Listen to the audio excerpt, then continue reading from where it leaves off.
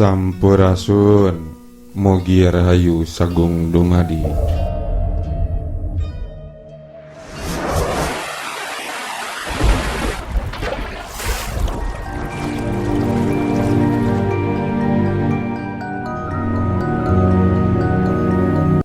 Windu Raja Ciamis, pasarean Tiga Raja Sunda Galuh, Pajajaran.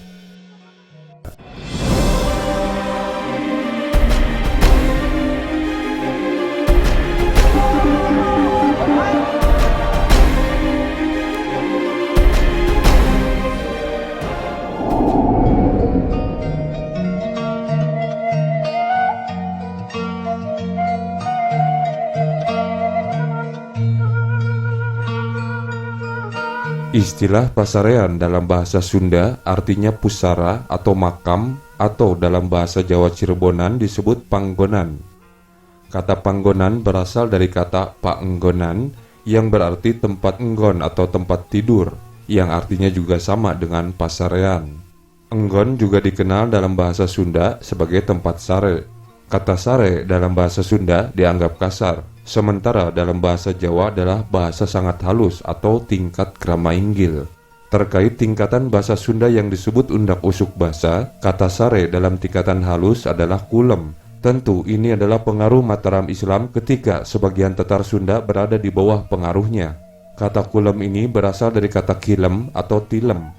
Kata tilem ini pula digunakan untuk mengisahkan Prabu Siliwangi Ngahiang, tilem atau moksa. Tilem sendiri dalam bahasa Sunda yang istilahnya bermakna sama dengan ngahiang, berarti menghilang, tilem atau tak terlihat. Dan bila kita lihat kata tilem dalam peredaran bulan adalah lawan kata dari purnama. Baiklah, kita bahas pasarean atau pakuleman atau panggonan Raja-Raja Sunda Galuh. Kali ini kita membahas Windu Raja sebagai lokasi pasarean Raja-Raja Sunda Galuh. Lokasi Windu Raja disebutkan dalam naskah Cerita Parahyangan, yang di zaman sekarang ini lokasi Windu Raja berada di Desa Windu Raja, Kecamatan Kawali, Kabupaten Ciamis. Tapi saya lebih suka jika itu adalah Kabupaten Galuh.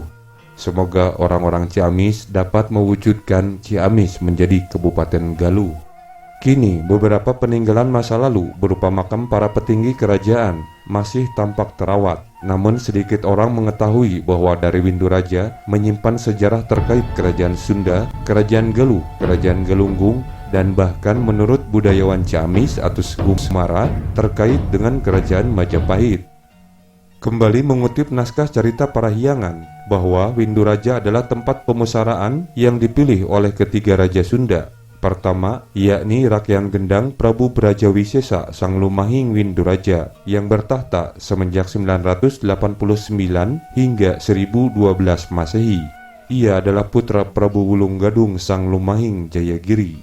Dari nama ayahnya disebutkan Sang Lumahing Jayagiri, jadi tempat pasarean ayahnya sendiri berada di Jayagiri yang diperkirakan Bekasi sekarang ini. Kedua, yakni Prabu Dharmaraja merupakan penguasa kerajaan Sunda Galuh yang memerintah tahun 1042 hingga 1065 Masehi. Dengan nama nobat Prabu Dharmaraja Jayamanahin Wisnumurti Salaka Sunda Buana, dikenal juga dengan nama Sang Mokteng Windu Raja. Prabu Dharmaraja memiliki istri bernama Dewi Surastri, putri dari Ratu Galuh Dewi Sumbadra, memiliki putra bernama Prabu Langlang Bumi.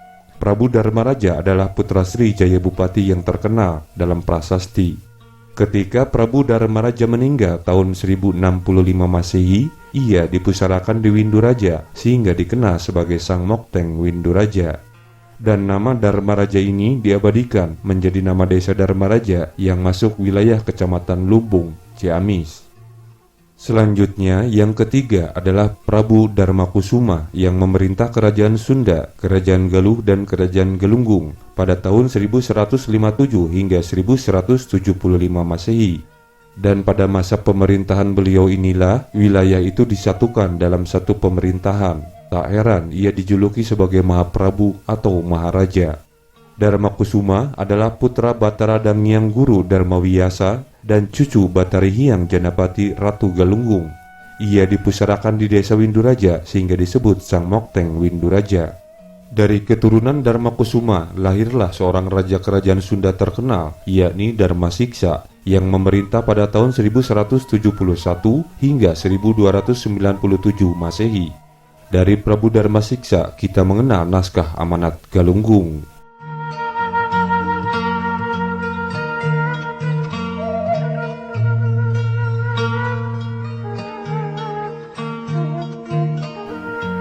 Rupanya posisi Winduraja sangat penting bagi 3 kerajaan, yakni Kerajaan Sunda, Kerajaan Galuh, dan Kerajaan Galunggung.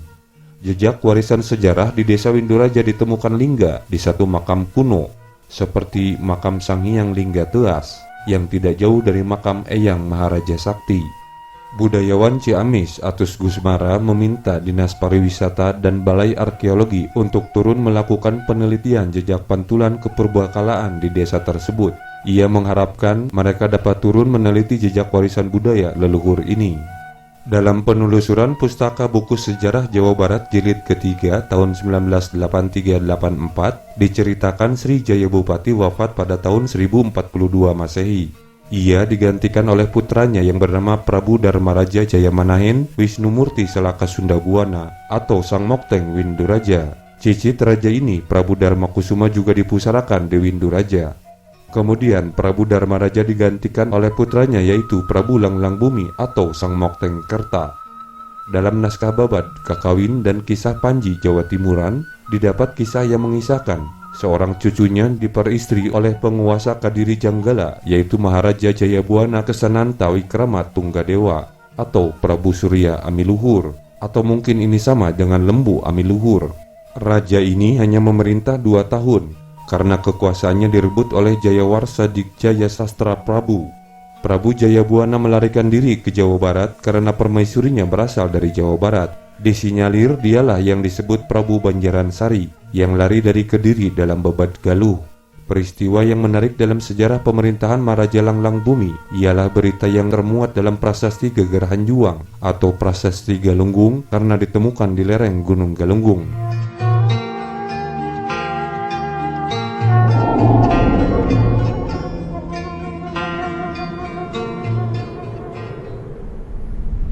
Lokasi-lokasi pasarean atau tempat moksa Ngahiang atau tilamnya Raja-Raja Sunda Galuh Pajajaran dapat kita ketahui dari naskah cerita Parahyangan.